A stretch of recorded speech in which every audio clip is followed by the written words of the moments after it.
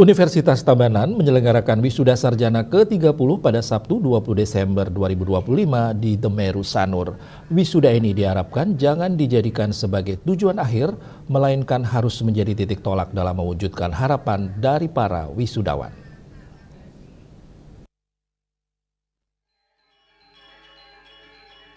Pada wisuda ke-30 ini, Universitas Tabanan mewisuda sebanyak 221 mahasiswa yang tersebar dari seluruh program studi yaitu Prodi Ekonomi Pembangunan, Kewirausahaan, Hukum, Agroteknologi, Agribisnis, dan Prodi Sistem Informasi.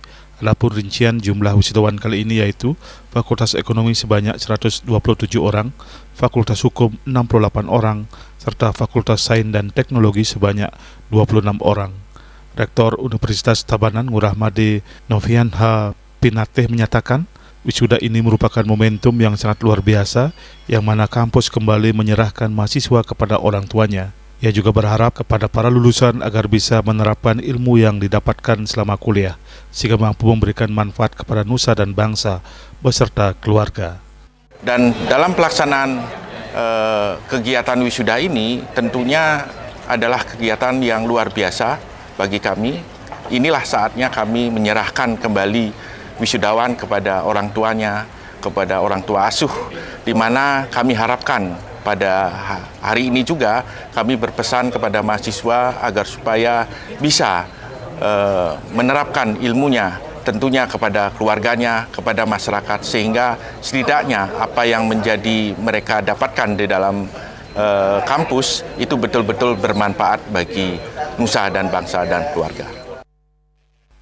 Sementara itu, Ketua Yayasan Universitas Tabanan I Gusti Ngurah Suryanegara berpesan kepada lulusan bahwa wisuda ini jangan dijadikan sebagai tujuan akhir, melainkan harus menjadi titik tolak dalam mewujudkan harapan dari para wisudawan. Selain itu, pihaknya juga berharap kepada lulusan untuk tidak berhenti belajar karena perkembangan zaman cepat berubah.